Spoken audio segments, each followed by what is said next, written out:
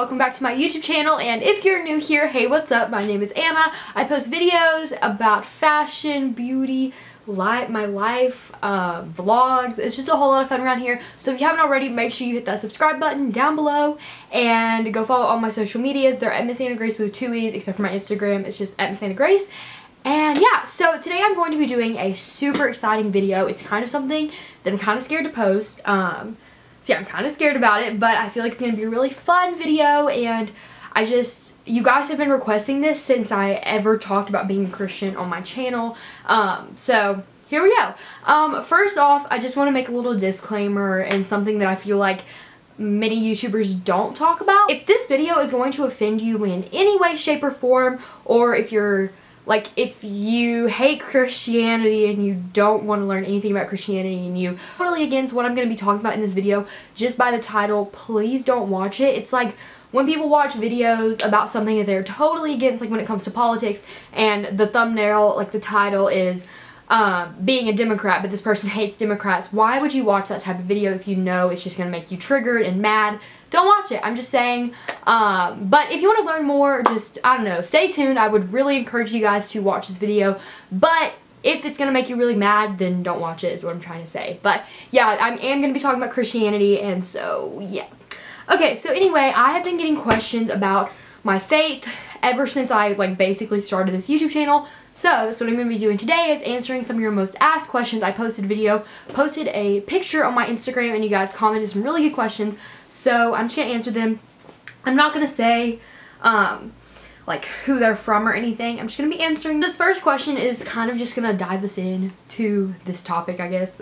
So it says, do you hang out with Christian friends at school? If not, why? If so, how would you encourage other people to do the same? So I actually don't really hang out with many Christian friends.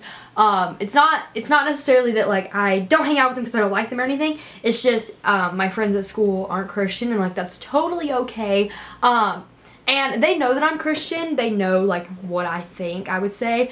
And sometimes it kind of gets weird. Not necessarily weird, but whenever the topic of religion comes up, it just kind of everybody just doesn't really say anything. And yeah, so I just wanted to answer that question, that I go to a public school. I don't hang out with only Christians. I do hang out with my friends that are in my youth group a lot, but I don't only just hang out with Christians is what I'm trying to say. So yeah, and I do debate, and so a lot of people in there are very strong about their opinions. So when it comes to religion, a lot of them aren't Christian, and they're very passionate about not being Christian. So sometimes that can be hard, but yeah, that's my answer to that question. So this girl said, can you help me? I believe in God, but in this day I have questions about him. I am currently losing the spirit of believing in God. I really want to have God in my heart, and I know he is already there, but sometimes I just feel weird that with the theme of God. Okay, so this question's kind of weird, but I'm going to answer that, and I'm going to tell you guys a little bit about my story and what's going on. And this is really weird. It's really weird that I'm opening up to you guys and just telling you guys everything I believe in. But yeah, so my grandma died in November. And I would say my faith was a little shaky at that point, before she died, because my grandma had cancer, and obviously I was like, what the heck, God, what are you doing? And yeah, so that was really hard. It's what is he doing? And then she died, and I was like, what the heck? What type of loving God would do this? And during this time, lots of other things were happening, on the global scale, Kim Jong-un. This sounds really funny, but they're North Korea and nuclear war, and all of these things were happening. People are dying, in Syria with the Syrian civil war, and all these people are just dying. And I'm like, what type of God would do this? And I feel a lot of people are in the same place. They are they just have lots of doubts in God. And so then whenever I was in this time period of having lots of doubts, I would go into scripture, because that's what my mom and what my friends were telling me to do, is to read the Bible. Learn what you're learn and read the Bible. If you're in the Bible, then you won't be doubting God and stuff. So I'm like, okay, let me read the Bible. But then I read the Bible, and I'm it's literally Satan was all of this is incorrect. Everything you're reading, how could this happen? And then I was thinking about it. I was this isn't real. Someone could easily have made all of this up, and people are spending their whole entire lives devoting their life to this book that someone could have easily just written. And I don't know, I just thought about that. And so that was really, Satan was like telling me, hey, everything that you've ever learned in your whole entire life is dumb and stupid and it's not true. And I was kind of just like believing in that. And so when I read this question, I really see this girl, like I see myself in this person because I have totally been there and I totally know what happened. But then, so I kept going to church and I kept like reading the Bible and trying to do that. And the fact that this girl, she said, God is in my heart, like I know he is, but at the same time I'm doubting everything. And if you are going to church, you're trying to seek out God, you're trying to learn everything, but at the same time you're having a lot of doubts, that is the Holy Spirit inside of you saying, hey, I'm here, like I'm totally here and I'm trying to push you, but then Satan's on the outside telling you have doubts. So I was like crying to my youth minister and my youth minister's wife about like, I was literally crying about having doubts, and they were like, you're crying about this. This means so much to you that obviously like you believe in God, that you have the Holy Spirit. Because I was like telling myself like I don't believe in God. And I was crying about not believing in God, but I do believe in God. Anyway, so the fact that I was crying and that this girl like is so like passionate about that, that means that like you do love God. I don't know if I'm making any sense right now.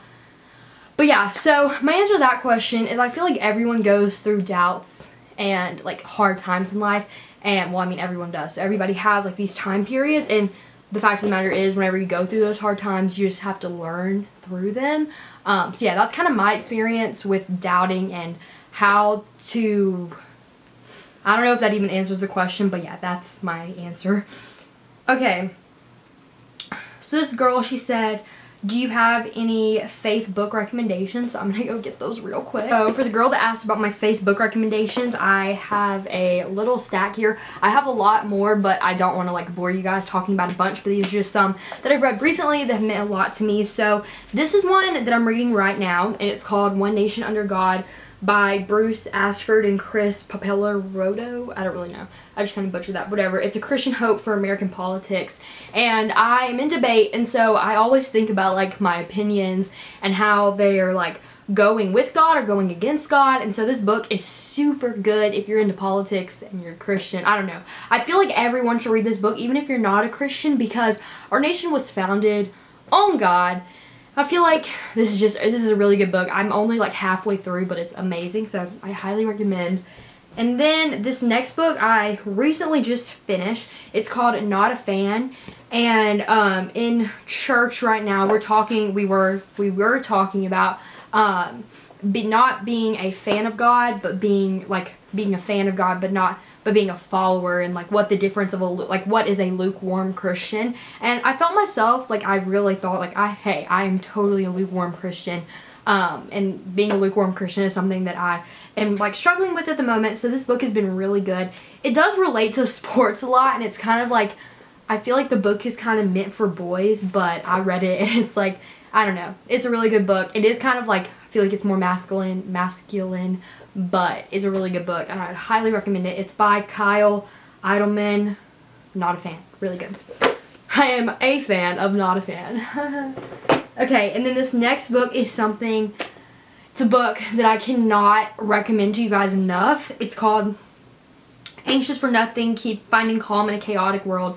It's so good. It's by Max Lucado, and this book is literally amazing. It's talking about, like, I worry about everything. I get stressed out about everything, and this book is so good. I have never been so zen in my life. Like, I've never been so calm about things. Like, I don't really get stressed out. Like, I don't, it's kind of bad, but like, if I don't do my homework, I'm not like crying about it. Like, I don't know. It's just really, this book has really changed my life. I'm not joking. This book is so good.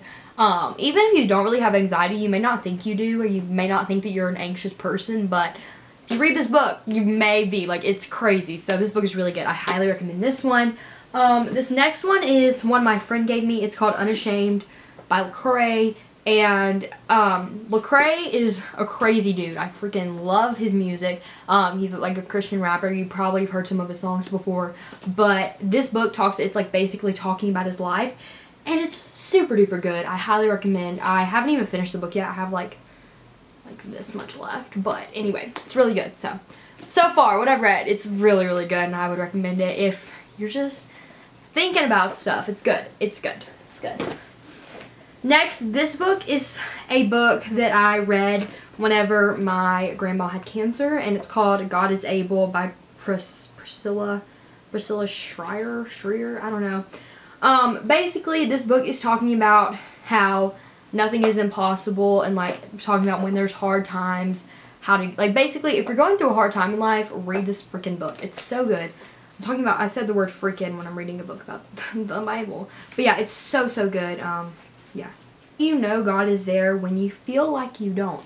I got multiple questions about like how do you believe in a God that's not real, basically.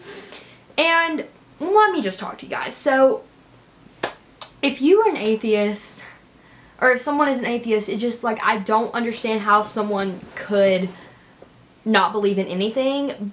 Like, I understand not believing in, like, Christianity. Like, I don't know if that makes sense, but, like, I could understand, like, why someone wouldn't think like that. I don't know. But, like, not believing in anything, just believing that you're gonna die and that is it. Like, you were going to die, you're just there. Like, your body dies and that's all that it is. Like, how can someone live their whole entire life just thinking that this earth is all that we have? Maybe 80 years of life, 80 years of probably, like, living in hell, like, having a, like, not a very great life. How can someone believe that, like, you only have 80 years on earth? That's insane, and it mind boggles me. So that's, whenever you think about that. And then you, like, look outside. Like, I don't really like bugs. But when you think about how, like, what, the world couldn't have just been a big bang. Like, there couldn't have been a bang and then all of this was created. Like, if you go outside, you look at the grass, you look at how detailed the earth is. Like, it's crazy. And in biology, whenever we're learning about all these different genes and cells and, like, all of these, like, the nucleus and, like, how all these details, and there's so many, like, you have so many, like, your genetics, like, the process of how create, like, a man and a woman creating a baby, like, what? Like, how does that happen? How do your genes, like, how does everything work so perfectly in your body? Like, right now, I'm not telling my heart to pump. I'm not telling all of, like, the things in my body to work. No, it's just working. Like, I'm not telling my brain to pump my, like, to pump my heart and stuff and telling myself to breathe. It's just, like, I automatically do that. And so to think that there isn't a God, and whenever you're doubting and you're like, there's no God, like, because I've totally been there. I talked about me, like, doubting before. Like, whenever I would get there, I would think, there has to be something. Like, there has to be, because if you think about you think about the world, like, it's just so crazy. And that's, like, only, like, 70% or something of the ocean has, or no, 70% or, like, 90%, I don't know, I think 90% maybe, 90% of the ocean hasn't been explored yet, because humans can't explore that much of the ocean. Like, there's so much on Earth that humans can't even, like, see. It's crazy. So, yeah, that's why I believe in God, and that's why, like, whenever I was doubting of what I would think, basically. Is how old were you when you found a relationship with God, and how do you go about strengthening it? Is your family religious? Yeah, so, background on my family, like, we've always gone to church since I was, like, 5, I don't know. I feel like I've, like, always, like, for a while we only went during, like, Christmas and Easter and, like, Mother's Day and stuff, but I can, like, as long as I can remember going to church and, like, going on Wednesday nights. And whenever we lived in Mississippi, we went to this church, and I was in choir at the church. Mind you, I'm not a very good singer, so I don't know. I just, like, I can always remember going to church. There's not a time, like, I don't really remember, like, not going, basically. And so, yeah, my family is religious, but I'm not saying, like, we're not, like, the most religious, like, if that makes any sense. I don't know. Because when you have divorced parents, it's kind of like, it's just kind of weird, I don't know if that makes any sense. But yeah, my family's religious, what I'm trying to say, and I was kind of, like, brought up in a Christian home, but there was definitely room for me, like, not to believe in God, if that makes sense. Like, I wasn't forced to go to church, and I'm not, like, I wouldn't say I'm necessarily forced now. Like, I know lots of, like, families force their kids to go to church, but, like, sometimes after debate competitions, I'm so tired, I have so much homework, my mom, like, understands that I'm not forced to go to church, if that makes any sense. But yeah, so I've kind of found God, and, like, I don't know, I was always at church, but whenever it kind of clicked for me was when I was, like, I was in 7th grade or 6th grade. I think I was in, I was in 7th grade, I think. Yeah. Mind you, I'm only in 9th grade now, so it's not like it was that long ago. But, yeah, when I was in 7th grade, like, the summer between 6th and 7th grade is when it really all, like, came together for me. So yeah, and then I got baptized, and then I just recently got rebaptized. I'll enter a picture here. I just like rededicated my life to Christ a couple weekends ago. It was really crazy, really cool, because I was in this period of like doubting God and not believing in God, and then kind of transformed. And now I like am not like doubting is basically what I'm saying. And so I kind of just, the reason I like rededicated my life is because I just felt like I wanted God to know, and I wanted Satan to know that I'm not listening to Satan anymore. Like, you are not, like, go away, I'm not listening to you, and I wanted God to know that, hey, I believe in you and I love you, and I want to spend my whole entire life loving you, basically. So that's why. But yeah, that kind of answered the question. I'm so bad at answering questions. Okay, and I think this is the last question I'm going to answer, because I've been talking to you guys for a very long time. The last question I'm going to answer is, how do you apply your faith in friendships? So the purpose of friendship is to kind of like grow your faith, basically, or to share your faith. The whole reason that we're put here on earth is to share our faith. That's the only sole purpose of being on earth. And so with my friendships that I have, they're like my Christian friends, like my backbone is what I'm trying to say, is like me and my friend Brianna, my friend Emma Kate, we talk about like Christ and talk about how we're feeling. And I feel like it's so important that you have good Christian friends to talk about life too. So yeah, that's kind of what I do, is just talk about God and stuff. So yeah, I hope you guys enjoyed this faith video. If you guys have any other faith-based video ideas other than like a Q&A, comment them down below. I'd love to hear them, and I'll see you guys in the next video. I love you guys so much, and yeah, bye guys. Yeah. 901 Shelby Drive, look alive, look alive. Came up on this side, now they on the other side. Oh,